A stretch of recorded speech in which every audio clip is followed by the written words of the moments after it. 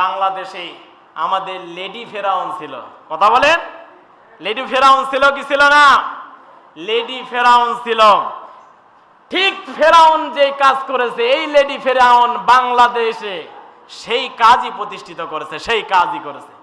ফেরাউন ক্ষমতা পাওয়ার পরে 4টা কাজ করেছিল। জোরে বলেন কয়টা কাজ? আজকে আমার দেশের লেডি ফেরাউন, স্বৈরাচার শাসক শেখ হাসিনা, খুনি হাসিনা বাংলাদেশেও 4টা কাজ প্রতিষ্ঠিত করেছে।